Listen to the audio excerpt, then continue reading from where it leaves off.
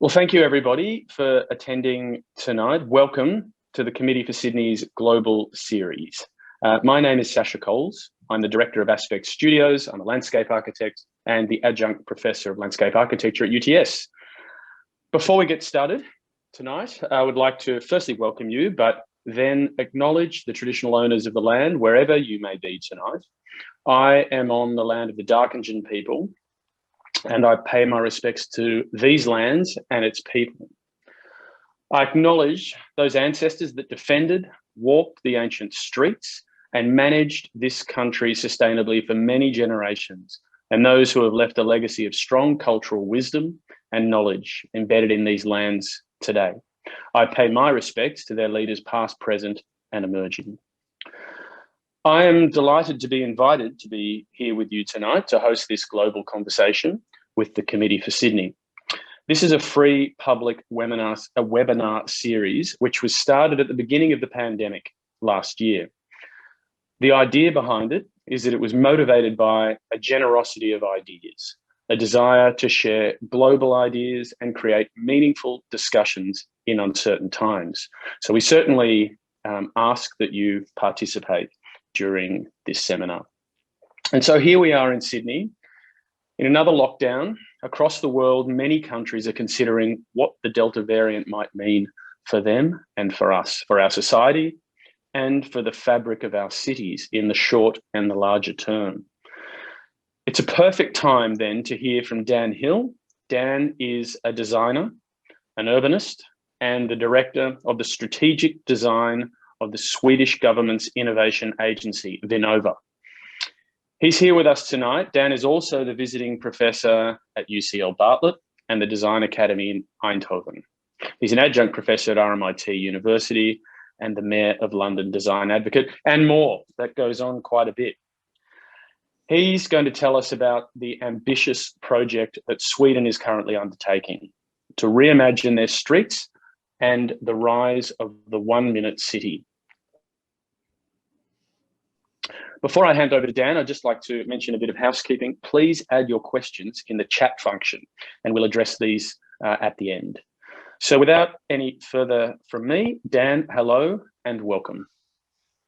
Hi, Sacha. Thank you very much. So nice to be here, I was going to say. It's nice to be back in Sydney, although I'm not. I used to live and work in Sydney, as some of you will know, and I worked with Sacha before. So it's very nice to see you again, Sacha. I was reflecting on your welcome to country there, actually, and how we don't do that in Sweden, and we probably ought to. So I'll find some words clumsily to also recognize the tradition known as the land of Sweden, which are the Sami people in the north, and in particular, Sweden has a very tortured and complex history with the Sami people, which is not as well understood, perhaps. So it's great to be back in Australia. I'm very fond of. I'm going to share my screen and get into it. I'll just stick it in presentation mode. Do you see that all right? Can you give me a thumbs up, Sacha? Brilliant. Very good. Thank you. Right, so yeah, I'll just talk for about half an hour or so, if that's all right, around the projects we're doing here, and then open up some questions, and then as Sacha said, please put questions in the Q&A. I do have that long and tortuous career biography, which I'm going to spare you as well. But I'm a designer by background. This is where I'm coming to you from, just so you can place me. I now work in the Swedish government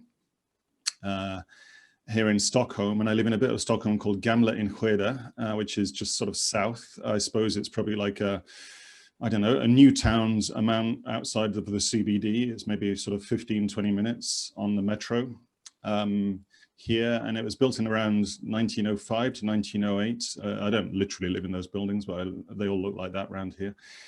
And this is the plan from 1905, actually. And it's a garden city plan. So it was one of the first garden cities built in Sweden, and the sort of English or German idea of the garden city that was around at the time from Ebenezer Howard and others.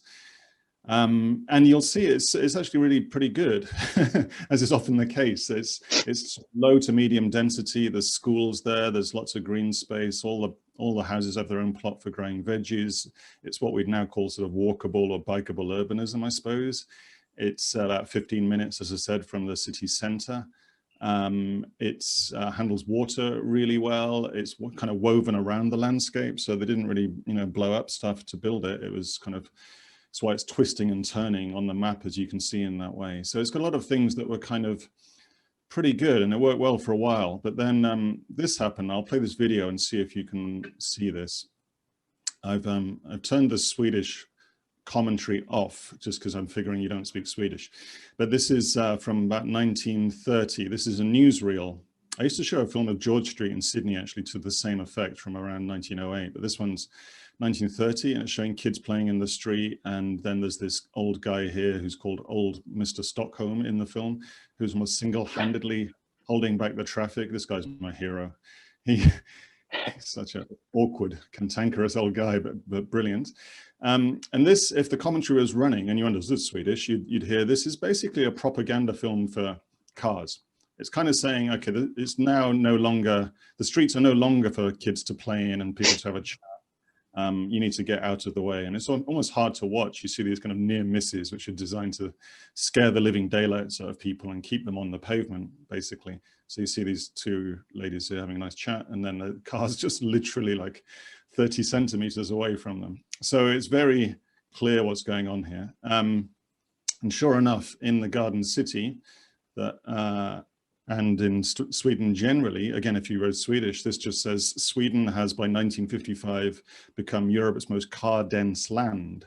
So there are more cars here per person than anywhere else in Europe, which is again probably not what you think of when you think of Sweden. And this bo med bil phrase there means live with the car. So it's kind of this car-based lifestyle that was built around that time. Obviously, we had companies like Volvo and Saab and other things, which you might speculate were driving some of that shift, but still. And then, so this is what happened to the Garden City, and I've drawn these kind of little scribbles on it. This is, you can sort of tell the original desire lines there where I drew there, the connections that were supposed to be there. But then in 1958, this freeway was put through the middle of it.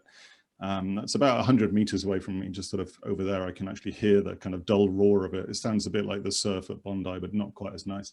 But it's a 6 to 8 lane freeway expanded in the 80s. So right through the heart of the community. And again, as you can see, kind of slicing it apart.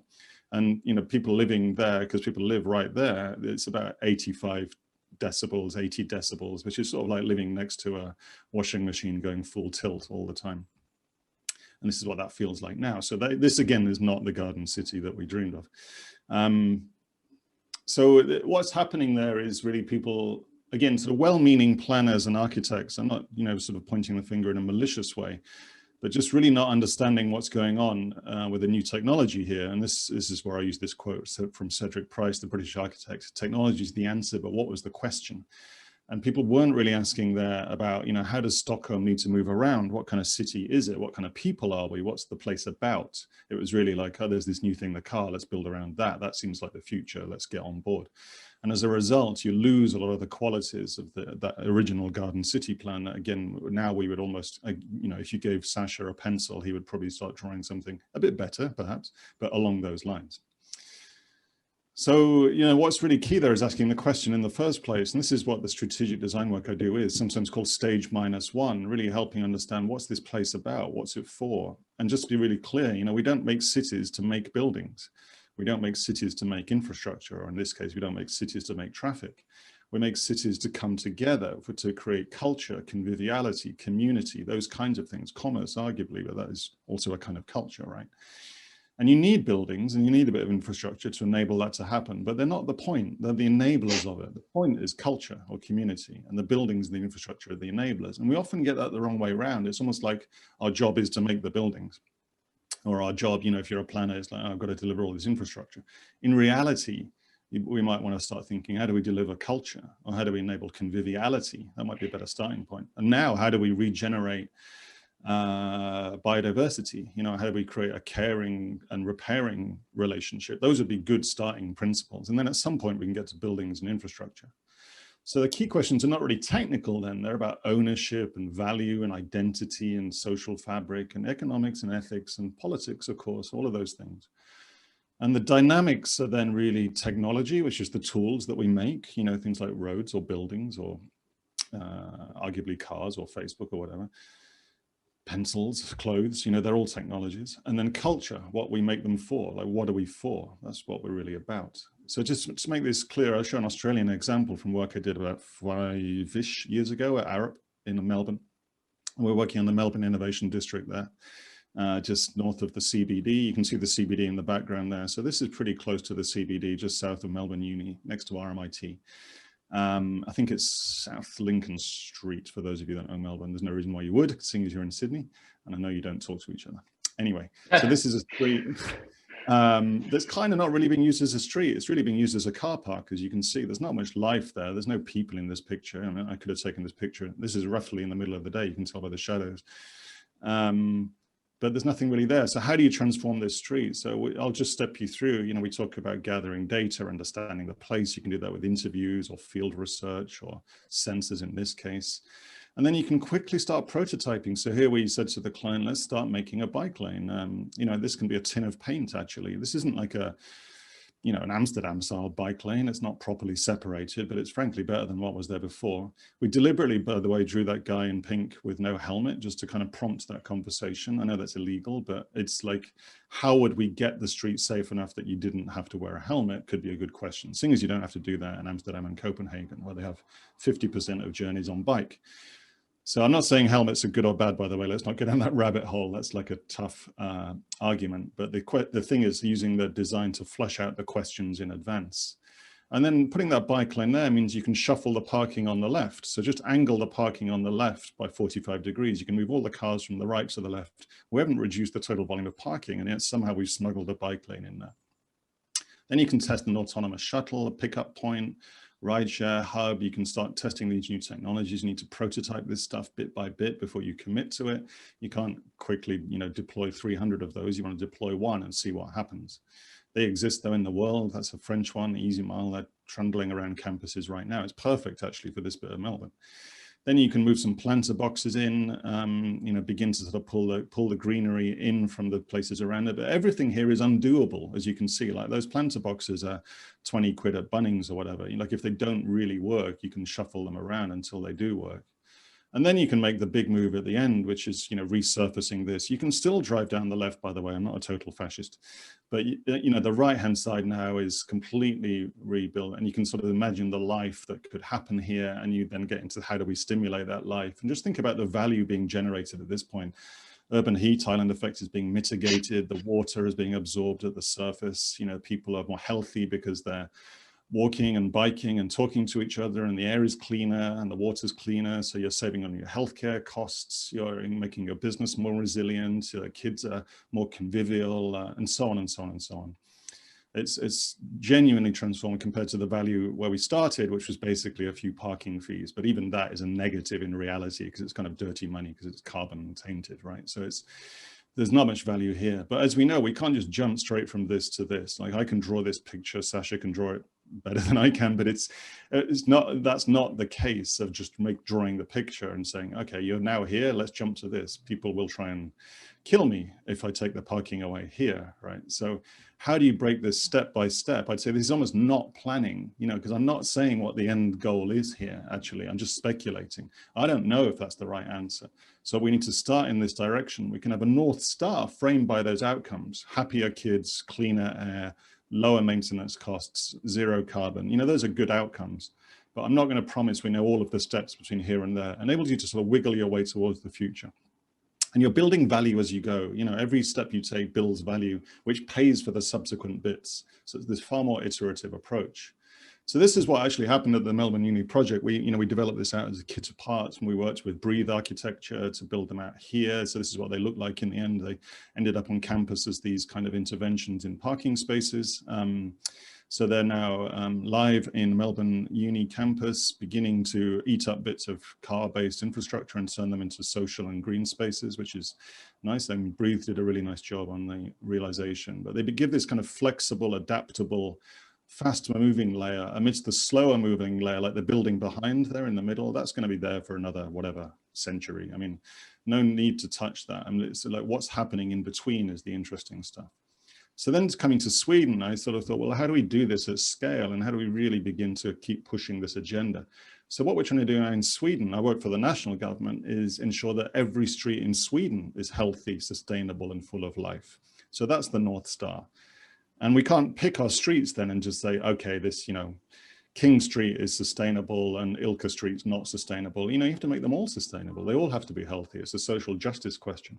And full of life can mean butterflies and bees, or it could mean, a busy Newtown street on a Friday night, either way, but just enabling and supporting life. And that's important. I know if you think about it, we've already built 40,000 kilometers of street in Sweden. That's already lying there as an installed base of infrastructure ready to flip. That's about 600 square kilometers. If you imagine holding that in your hand, hold a map of Sweden in your hand and extract all the streets from it, that's like 6 times the size of Paris. So it's immediately like the biggest urban development projects in Europe almost. But it's not done by looking at one city, it's looking at one layer in a city, the streets in this case. And we've actually built more parking space per person than living space, it turns out, in Sweden. And I'd imagine Australia is fairly similar in that respect. This is space you can flip, though, and transform.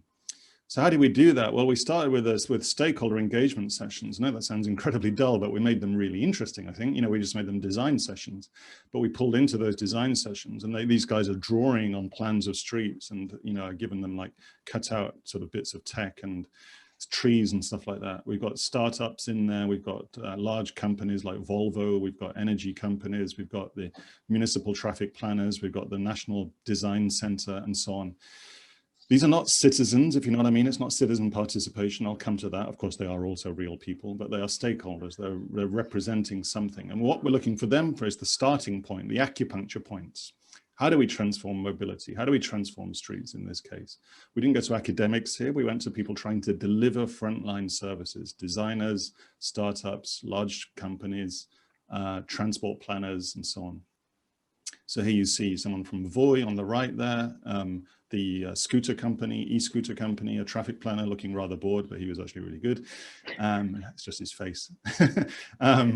An air quality researcher from university, interaction designer from Ericsson, like all these people are not usually together in a design session, I would say. Usually do the public sector folk here and then the large tech company or Volvo over here. We actually built what we call pull the system into the room. We look for the starting points. We trigger that with some visions of the future. I wrote some sort of short stories about how things might transform, just to seed the conversation. And of course, we're looking at stuff like Paris 15-minute city and Barcelona superblocks and things like that.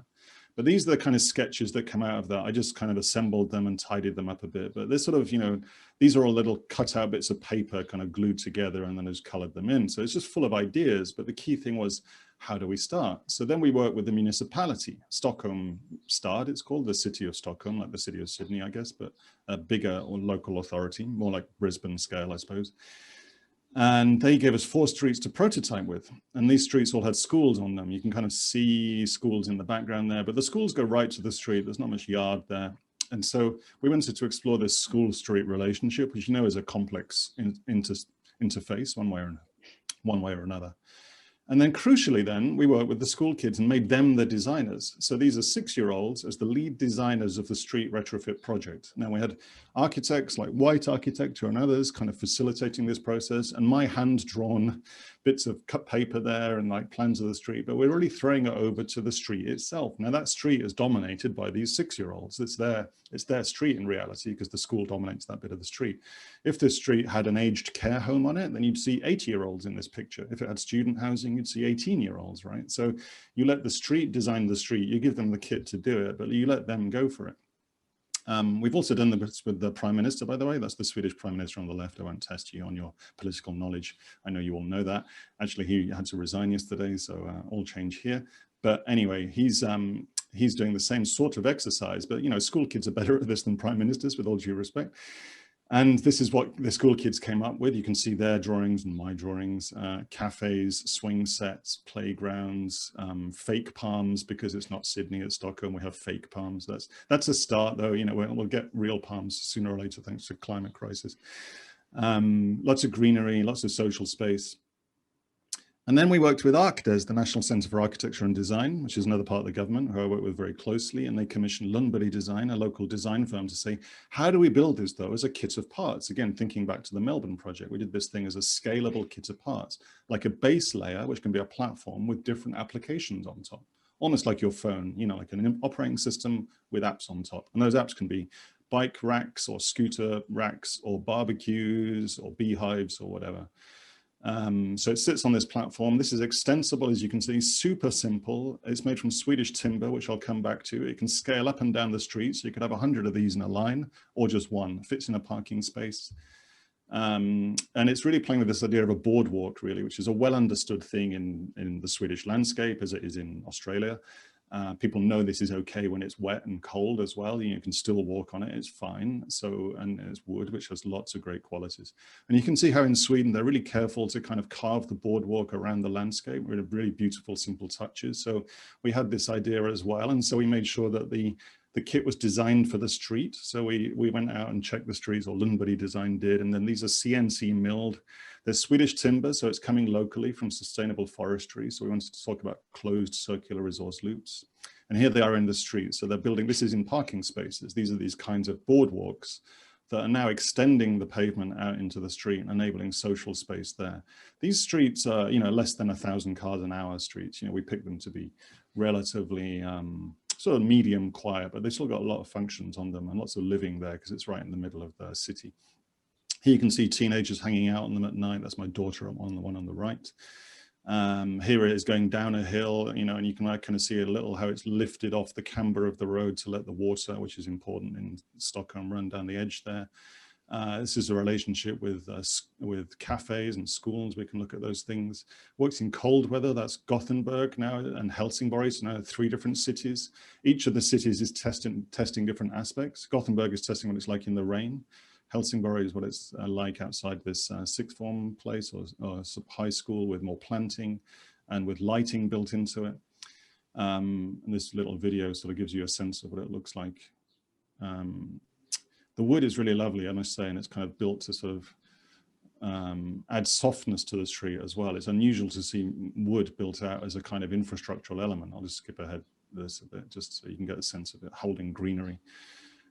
We also built out, you know, these kind of trampolines because the kids wanted those things. The bike parking fills up in 2 seconds because, you know, you get what you make parking for, basically. So if you make car parking, you get cars. If you make bike parking, you get bikes. We also put some sand pits out there, and these were the scooter racks just to design to take a scooter, which was something we were also dealing with. I don't know if you've got them there yet. These are the kids in them. Anyway, we worked with Brian Eno, the artist and musician, on a set of principles, and he gave us a couple of corkers, I think. You know, one is think like a gardener, not an architect. Sorry, Sacha. Design beginnings, not endings. So think about the starting point, like you're planning a garden again. You can have an idea in mind, you can shape it, and you can start planting. But after that, you're going to be tending it and taking care of it. And it's slightly out of control, as you know, anybody that's made a garden. But at the same time, you're involved, you're an actor within it. And then in the bottom left, make places that are easy for people to change and adapt. So the nice thing about wood is actually that it rots. So this is glulam wood, so it's pretty resilient and robust. It's pretty strong stuff. But nonetheless, it won't stick around forever. And that's important because streets change. They're full of culture. So you need something with a faster clock speed, if you like. You need something that isn't going to hang around forever, that people can adapt. And you know you can reuse the wood in numerous ways. So that's part of the process there. But people make things in concrete and steel to reduce maintenance costs. But actually what that does is it preserves the street as it was. It doesn't enable it to change. So you're, you know, in Sydney, we're stuck with streets from the 50s, the 60s, the 80s, the 2000s. The streets themselves are social spaces and the culture has changed quite radically on them all the time. But it's as if we haven't changed the infrastructure because they're built not to change. So how do you build in change was important to us. Using wood was part of that. This enables a kind of half step. This is a drawing by Utopia Architecture, another firm we work with, as Current Street in Helsingborg. It enables us to take this kind of step forward. It's not the end game. The end game in reality is probably a bit more like this, where you can put proper trees in with proper roots, you know, like real planting, digging down into the soil. You've really reduced the car infrastructure and you're beginning to really soften the street. But as with the Melbourne example, you can't just jump straight to that. You have to have this kind of half step in between that enables people to explore, to get used to them being the designers, actually, them owning the street and owning what happens there.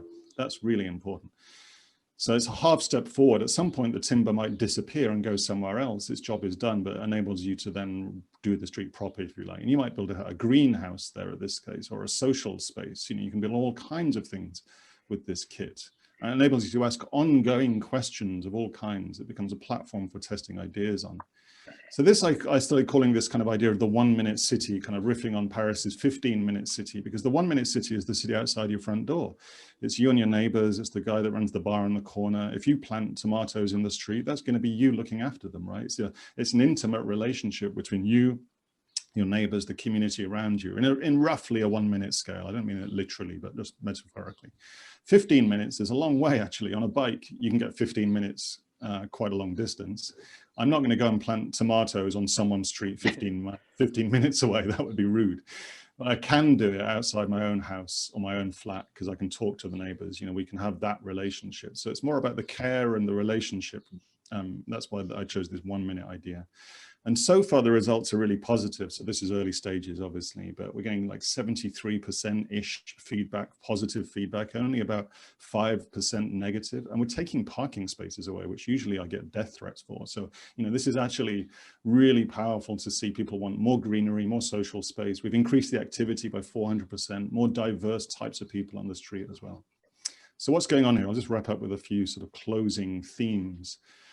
Why did that work so far? I'm not promising it'll work forever, but you know, we're sort of trying to lay the ground here. Is some of it's to do with making it so obviously participative, having the kids design the street. You know, it's when you have the street designing the street, who are your arguments with? In fact, you know, it's the streets designed it, it's their idea.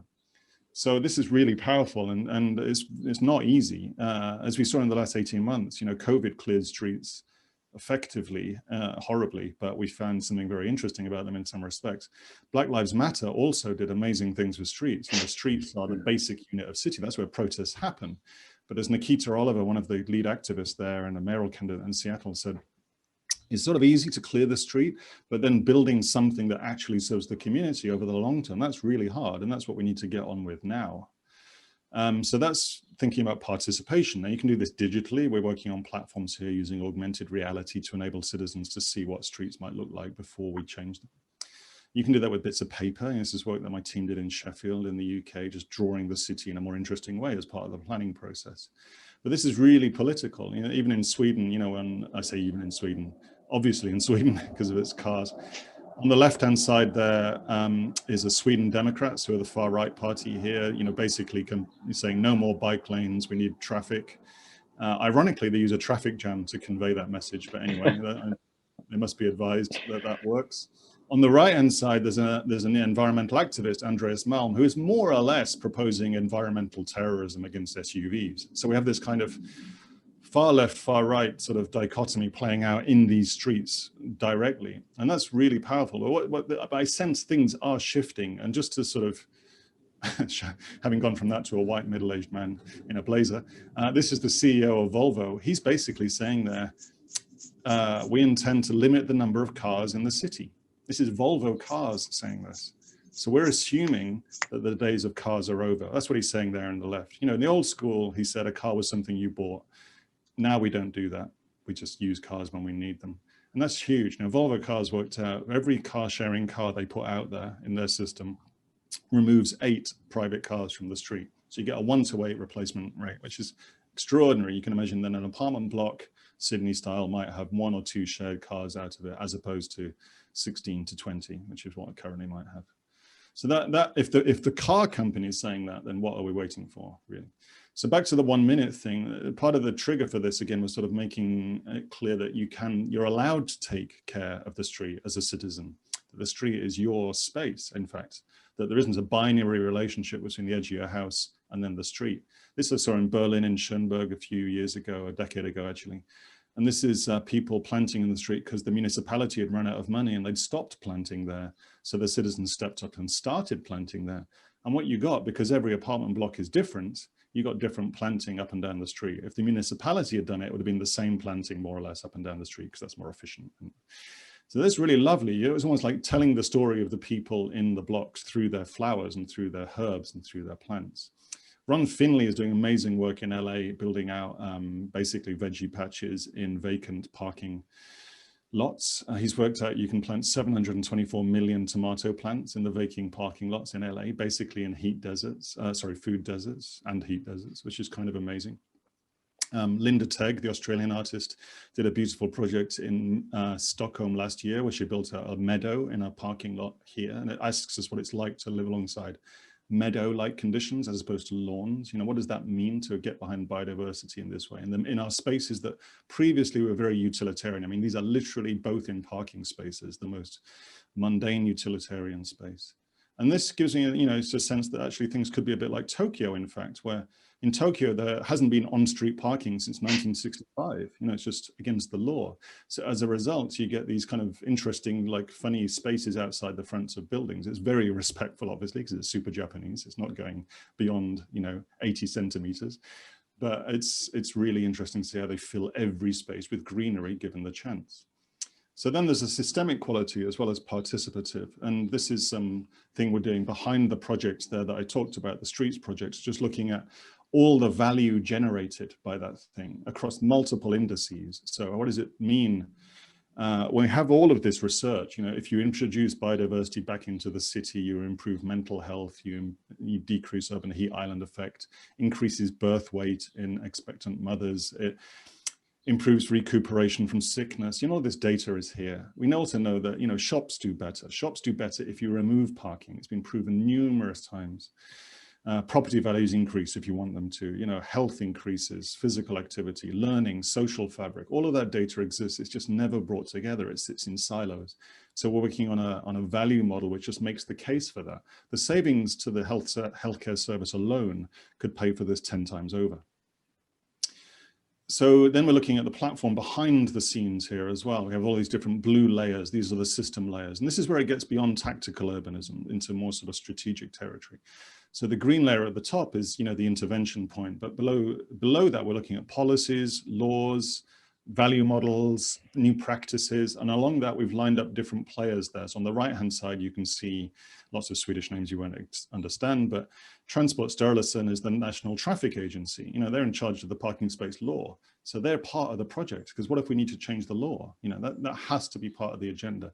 So that means it's not just like a, you know, a City of Sydney street level project. It's got the national agency and the regional, so the state and the feds and the municipality all in the project simultaneously, along with the private sector.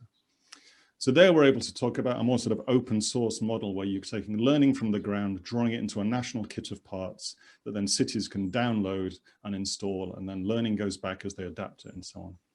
This means we're changing how teams work. So we're looking at then the capabilities inside municipalities and thinking about, you know, what's a 21st century city making team? What kind of skills might you have on board there? Not just architects and urban planners anymore, but a wide range of people. We're learning from different metaphors and thinking. So I was really taken by this idea in Bym in Victoria after the bushfires, 2018 bushfire, I guess, 2019, that the top layer of vegetation was burnt off in Bym, and it revealed this eel trap, an eel farm that had been there for 6,000 years. And it rained and it just started working again. So it's an incredible thing. This is an, you know, First Nations technology which just rebooted and fired up and started working again, catching eels in a way that was completely in harmony. It didn't catch too many eels. It just caught the right amount. I mean, when Mark Zuckerberg's got anything this good, we should pay attention to him. But, you know, like making a 6,000-year-old operating system that just rebooted, it's extraordinary. So, you know, how do we learn from this about technology? Because that is a kind of technology. It's built out of the landscape, but it's human created. You know, it's absolutely a technology. So you could look at things like tech, and this is like one understanding of tech. This is Bill Gates Foundation funded omniprocessor outside Dakar in Senegal, which cleans drinking water. So you put in sewage water at one end and it makes drinking water at the other. It's an amazing thing and a great thing. But then, as Julia Watson, the Australian architect, points out, the East Kolkata wetlands does exactly the same thing. It takes sewage in one end and produces water, clean water, amongst numerous other things out the other end. But look at the performance of these two, right? And the one on the left is the one that gets hundreds of millions of dollars of funding. The one on the right is the one that's threatened through property development. But the omniprocessor costs hundreds of millions of dollars and does 14 tons of sewage. The East Kolkata wetlands does 700 million tons of sewage a day. and makes all that fish, all that rice, produces all those jobs, protects the city from storms. You know, it is a technology. It's absolutely shaped by humans using the landscape, right? But we don't think of that as tech. So I'm trying to change the metaphors here and what tech is. And this means an understanding of systems. Timothy Morton, the philosopher, talks about this, how air conditioning, we think air conditioning makes the air cooler in a building. Actually, he points out, it just moves the hot air outside. You know, so the air is still hot. It's now just not in your room. It's just in the street instead. In fact, the global air has got hotter because you used energy to do it. So everything is connected here. And so we need to collapse these systems down to the street, collapse them around bioregions, collapse them around natural systems. So I'll just close up with a couple of last thoughts and we'll go to Q&A, I think. The groundedness of the stuff on the street, the locality of this. COVID, as we know, has emptied out cities like London and New York. London's lost 800,000 people in 2020. But this was happening before COVID as well. In that picture on the right, most of the skyscrapers built in Manhattan were empty, half empty for the last 5 years. That was before COVID. We know that retail was collapsing well before COVID. So all of these things have been happening, but as Sharon, like the chair of John Lewis, sort of the David Jones of the UK, said, we've seen a decade's worth of change in the space of a year. Now, what's important there is she was expecting that change. She just thought it might take 10 years, not one, but it's taken one. So here we are. Now, what's happened though, interestingly, independent, locally owned bookstores, they're fine, potentially. So this is, you know, we've seen the data increase by 50% on those things in Amazon's big second decade. And that comes down to them being locally owned, independent, embedded in the community. As Harvard Business School say, it's about community, curation, and convening. That's why a local bookstore is resilient to Amazon. Very, very powerful. Which brings to a different kind of economic dynamic. This book here, Slow Down by Danny Dorling, just points out everything has been slowing down. This came out March last year, but it was clearly written before COVID. These graphs just show everything is slowing down because of population growth slowing down. The rate of population growth is slowing down. See a population slowdown in the US, one in China. We'll see that. This came out in Australia yesterday, I think, or very recently anyway, the 2021 Intergenerational Report by the Treasury. Slower pace than it has because of slower population growth. So we need new economic logics around that. The demand is not going to be there in quite the same way it has. That fundamentally shakes the foundations that we built cities on. It's not a bad thing necessarily, because as we've seen, actually, people don't really like commuting to work. So the last year has given people a taste of not doing that. But this data is from 10 years ago. This is Daniel Kahneman's work in the US. The evening commute and the morning commute are the least favorite of all human activities. The most favorite is intimate relations, which is a nice euphemism for sex, I think. You'll be happy to know. So we're okay to, you know, continue into the future. But the evening commute and the morning commute are the least favorite. So as CBD begins to lose its energy and maybe dissipates out, like this simple diagram illustrates, but that enables us to rethink things like the Australian suburb, like Rory Hyde's amazing work here in Melbourne. This is sunshine outside Melbourne. You know, what all these infrastructures might enable is a really rethinking, reimagining of what the suburb is, not denigrating it and demonizing it, but just saying how incredible it could be. A little plug, I've written a piece on that in the new AA, which is out now. So this gets a little bit potentially, not just like an Aussie suburb, but a bit also like Tokyo. So this is Tokyo's population growth from center to suburbs. It's basically when these graphs spiral into the middle, it just means they're flat. It's just static. It's not growing anymore, right? But Tokyo has this kind of form to it. It doesn't really have a center. It's just got numerous centers, numerous neighborhoods really linked by a metro system. And this is what Tokyo looks like on the ground. It's, as you know, it's full of these back streets, little side streets, again, because there's no car parking there. It's really beautiful, really convivial. Again, I would say all 1 minute city stuff. So Dorling's point is actually, this isn't utopia or dystopia, this thing about the population growth slowing down. It depends what we do. We could pull better housing, education, and all kinds of things out of this. There's a sort of stability that we need to work with there. So my last point is we need to imagine what this looks like, and then I'll shut up. But because it's hard to imagine what that looks like. Imagine what that slowdown city looks like is not easy. So nor is it at this scale as well. Tim Christopherson from the UN Environment Programme says, you know, we know what a 4-lane highway looks like, but no one really knows what a restored landscape of 1 million hectares looks like, except I'm showing it you in the background, by the way. This is China 2007 on the left, China now, fauna. So it is possible to make these changes. We just need to understand, what does that mean? And what does that mean in a city? So we're doing work here in Sweden about, you know, what's a reimagined Arctic town, what's one in the south like. This is actually plans from '58, which are kind of amazing if you look at the design principles. We just didn't really execute that very well. But now what would we do? But equally, we can get inspiration from things like, Wakanda in Black Panther, which I think is an amazing urban vision. There's no privately owned cars in Wakanda. It's all public transport. So it's got this kind of really amazing street life. It's got high rises. It's got tons of greenery. It's super interesting in lots of interesting ways. The artist Alala Kanjayafis's work in Brooklyn is really interesting, speculating what Brooklyn might be like, this super green, quite high-tech, low-tech at the same time, really convivial space. What does it mean to live alongside nature? We now have wolves in the suburbs of Helsinki again because of climate actually shifting them south. What's it like to live alongside wolves? That's a little bit confronting, obviously. I mean, all nature in Australia is confronting, but imagine to us gentle Europeans, we're not used to nature being a little bit violent around us where we live. So what does that mean? I'm not saying we need to live alongside wolves. I'm just saying we don't really understand what it's like to live alongside this kind of intense biodiversity, where we've had a very clean edge between city and country, and now we need to blur that. What does that look like? We don't have the words for that yet. That's what this quote from Morton says. So to sum up, nature and tech, give us a way of, they're the tools we can work with. There are kind of materials, if you like. I mean, I talked about nature as a kind of technology as well, or technology as a kind of nature.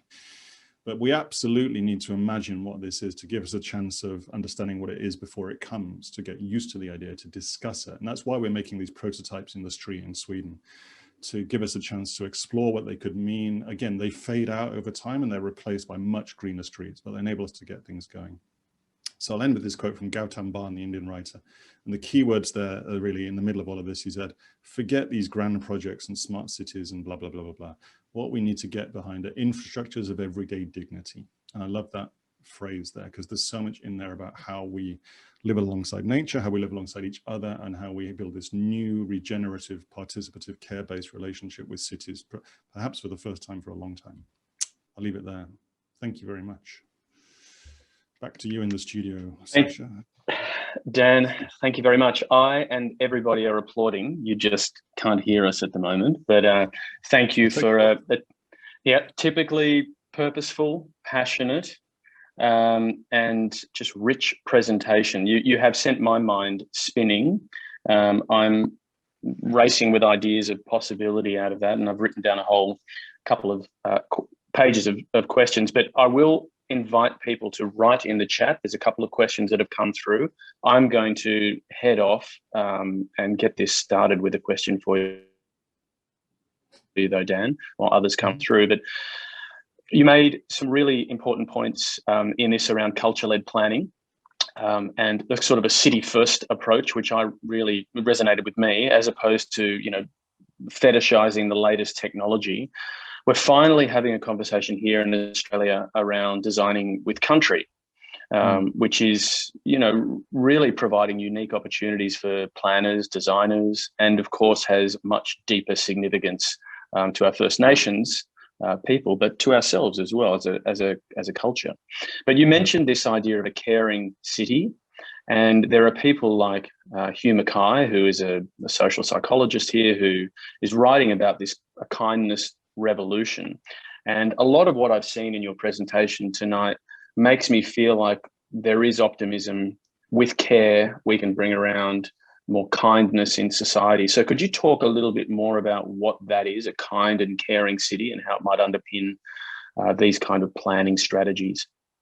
That's an amazing question, Sacha.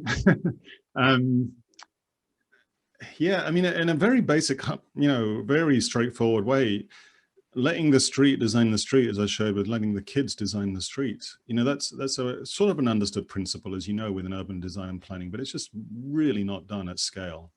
The projects like 880 cities that say, design places around 8-year-olds and 80-year-olds and get it pretty right for most people. So there's something about the generosity, I suppose, just of saying that the street belongs to the street, the city belongs to the city, and let them take the lead in the design process. And our job as designers and architects and others is to facilitate that and to nudge it and guide it occasionally, and to build the toolkits that they do that with. So you saw, it's sort of my basic drawings that they then augmented. And I also talked about using tech like augmented reality. So, we can talk about tech in lots of interesting ways, bits of paper, bits of iPhone app, whatever. But the core principle is that the generosity of handing over the keys to the design process and really the ownership to citizens themselves. And that's deep in our founding principles. It's deep, obviously, within, I say obviously, but I interpret it as deep within a First Nations approach to land as well. But it's when we bureaucratize that very rarely plays out like that. It's like you get to do what you do in your apartment. The street belongs to the municipal traffic agency in Sweden. And what we're saying is, well, actually, no, the street formally belongs to the people. And that's the case in Sweden, at least, for almost all of our streets. I know it's not quite that simple in Australian cities, but you can. And I think just following on from that, Dan, I mean, you have shown in the presentation new types of governance, which have sort of collapsed systems together as you talk about it. So no difference between national, state and municipal government. Yeah. For example, it feels, and it appears in Sydney at least, that local and state governments are aligning around really important strategies at the moment in ways we haven't seen in the past. So I'll give you an example. The current New South Wales government strategic setup in the Department of Planning, we have a Minister for Planning and Public Spaces. Fantastic, meaningful. This is a clear indication of the value to us of open spaces and sustainable transport and planning. Have you seen that as a global trend? Have you seen that in other cities, in other governance models? I think it's inexorable. I think because it's the only way out. So I wouldn't say it's a trend, but no. It is our only possible option. Yeah. So it's a question of sort of when we get on board with that. We know, like in the past, those kinds of externalities, economists call them externalities. You just like put them somewhere else. You know, you just say, well, it's somebody else's problem to deal with that bit. And now we know, like this is Timothy Morton's, air conditioning quote. It's like, it's all connected. It's all the same molecules. So yes, the air in your room is cooler, but it's just because you shifted the temperature to the street instead, but it's basically the same temperature overall. It's just all exactly the same stuff. So I remember thinking that thought about governance when I was staying outside Customs House in Sydney about a decade ago, or whenever I was there, 15 years ago, maybe even, and just realizing if I took one step forward, I was on, I think possibly even Sydney Harbour Foreshore Authority land. And then I took one step back, I was on City of Sydney territory. But then if I took one step to the right, I was kind of under a state government mandate around public transport because it was in a bus stop. It was just sort of, that seems absurd and it doesn't seem possible to work like that. So if you reframe it from a citizen-oriented point of view or a street-oriented point of view or a tree-oriented point of view, of course you understand all of those things are connected. So that's the direction. It's a case of when we get on board with that, and it's not easy, not at all easy. I mean, I can tell you it's really bloody hard in Sweden because our agencies are really well built. They're like a well-insulated Swedish building. The sort of the transport agency is separate to the energy, separate to the buildings, separate to mine, and we're separate to state and municipal levels, and they're all relatively well funded, and so they can all stay in their own box to some degree. So you have to work really hard, and that's part of also just doing it in the street. When we made the project in the street, I can stand there on the bloody thing, on the prototype, with someone from the state government and say, that tree is yours, right? And that's kind of a health worker, that tree, because it's making people healthier. Could you imagine using your health budget to pay for urban design, even though the urban design belongs to the city? That's a separate budget. And when you're standing there, it seems ludicrous that you can't do that. But on paper and in spreadsheets, those spreadsheets never meet. So there's something about the making that enables you to start that conversation in a very powerful way. Okay, I was thinking I would throw directly to one of the two questions that has come in, but just because you've mentioned this approach of making and you brought up the words tactical urbanism, that tactical urbanism is a well-known approach. I'm just going to write down find my comment here because you triggered a thought.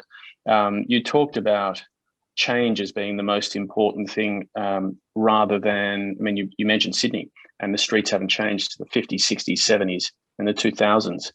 Is it change, being open to change in itself, that is the important factor here, not necessarily using tactical urbanism as a way to get to a permanent result? It's actually the change itself. Yeah, exactly. I think, you know, the city is a process, and it's just moving quickly or slowly. So yeah, you might say circular quay or the Carl Expressway, that's a fairly slow bit of kit. But like Carl, as you know, as we know, has been sort of thought about for many years. Maybe we should get rid of that thing, but it's, you know, it's sort of it's built in concrete, so, and steel probably, so it's slow. But if the car-based culture, that it will disappear, and guaranteed. I mean, it's just, again, we have no option. But not to say all cars disappear, but cars, I think, become a bit like horses. You know, they used to be the way that we moved around cities as well, but then we moved on from horses for good reason. So at some point, the reliance on car begins to fade, and you need to then rework all that infrastructure. So I'm just saying it's a lot better to get into an understanding that the city is a process of constant change. I was driven a lot on this project a lot by the introduction of the e-scooter into Stockholm. There are thousands of them here. You know, there's thousands and thousands. They just come just like that, right? And they're good and bad in lots of ways. I think they're generally a good thing, but you need to adapt the streets to that new technology. Otherwise, it's a disaster. You know, they're lying all over the pavement and stuff. But the city government departments are usually built for the slower clock speed of the car, or like the Carl Expressway kind of, you know, speed of infrastructure. So how do you deal with something that's moving at the speed of a tech startup? So I would say in the end, we need to just get used to the idea, okay, all things are moving all the time. Then we are moving slowly, like Customs House is a slow thing. I want that to be there hundreds of years, you know, it's fine. And then we can rebuild the inside, but the thing itself stands for something in Sydney. And then there are fast things that are moving as well. And that's the sense that, in that sense, everything is kind of meanwhile use. Everything is a little bit temporary. It's just temporary for 40 years or temporary for 40 weeks, you know, and then we can understand how to design it better, operate it better, interact with it better. Change is tough. Mr. Sweden showed us that. I vote for him. A question that's come in on the thematics of cars from Valerie is that the culture of the car is so strong, especially within the middle ring or the city centre.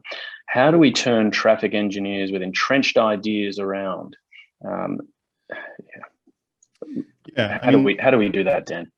No, I mean, I've worked long enough in Sydney and Australia, and I like working there because it's just such an interesting, like, this is a complex challenge. But what I've tried to show you in Sweden, it's the same here. The streets are run by the traffic department. It's called traffic office. So there isn't a public space office. It's the traffic office. And so it's a car-oriented culture that's running streets. And what I'm trying to make the case is that streets are public spaces. You know, street is a core public space. It doesn't have to be about traffic. In fact, if you go to any, you know, if you ever lucky enough to go to a nice Italian town on holiday, you know, and something from the 15th, 16th century, 18th century, still working totally fine now. And the street is a meeting place. It is like the old film of Stockholm I showed. Deep down, streets are about kids playing in the street and two people having a chat. And so we've made this temporary error, I'd say, for maybe what, 3 generations though, you know, maybe no more than that. Whereas we have many, many generations of understanding streets are not about cars. So I'm quite hopeful on the shift. And it's also why I showed the quote from the Volvo CEO. When you see the car company changing their tune like that, saying we're looking for fewer cars in cities, then really you are left with, to some extent, the traffic departments. Now, some of those traffic departments I've worked with here have been great. And likewise in Australia, you know, there are some very enlightened folk in traffic departments. And it's not like we can describe them all in the same way. But we brought them to the table in those design sessions I showed you. So we brought them to the table alongside numerous other voices. And that already begins to unlock the thinking and loosen things up a bit. If they're just in the city hall talking to traffic engineers and urban planners, they're not going to change their perspective. Putting them alongside other people trying to do things in the street, and they listen to them and they talk and they work together and they make together. Again, they've been heavily involved in making any of those projects happen. We couldn't have done any of that street stuff if it wasn't through traffic department. Actually, the traffic department was the key sponsor inside the city. So it just took a bit of work to get that through, but that's far more powerful than trying to go around them. You know, if we can actually work with traffic departments and diversify the voices and the ideas around them, and pull them into this culture of, again, drag them into the street. And they say, look, and show the data as well. People like this. I actually deep down think people like change. It's just that, when they are making the change happen themselves, they love it. In fact, it's when change is done to them that it's problematic. So that's the same for the traffic. Participatory. Great answer. Dan, I'm going to try and get through one more, maybe two more. We go. We're running out of time. Great conversation, of course, but quick one for you, perhaps this one. The freeway that you mentioned, the Ganalo Eskende, has that been reinstated, or the design lines that you showed have been cut off by that freeway? Has it been reinvented in any way in practice? This is from Rayburn Chapman. No, the freeway is still there, and there's no plan to do anything with that anytime soon. So, and it's kind of interesting again that the freeways are run by the National Traffic Agency. So imagine a federal level traffic agency. And so it's a tricky conversation, that one. I'm starting to feel very good about the New South Wales planning authorities. I feel good about these things too. Also, for me, the conversation is far more visceral and fierce in Australia in a good way, because it's, you're closer to dealing with the climate crisis, social justice crisis, and health crises than Sweden is. And so the stakes are higher. So I think there's a lot more change possible as a result. Sometimes the challenge here is motivating change in a country that is, its carbon emissions are a fraction of Australia's per capita. I mean, so I'm trying to pull change out of a system that already thinks it's done quite well. In Australia, we've got a long way to go on some of this stuff. And so the challenge is really interesting. Anyway, I think you're in good shape to change the cities. It's in a meaningful and participative way. I think super motivating. Well, look, we've got just one more question. We haven't even spoken about pandemic and back to the future and what's going to happen in the future of our cities. So we'll do that. We'll hit you up for that next time, Dan. But there's one question, the first one that came in from Lauren, which was, it's just a small one, but if you could change one thing about the way Australia plans our cities, what would it be? Can I say the answer is everything? No. No, it's I think this culture that I've tried to describe in these projects of starting with getting down to the ground, starting with these smaller projects, but make sure the system is on board.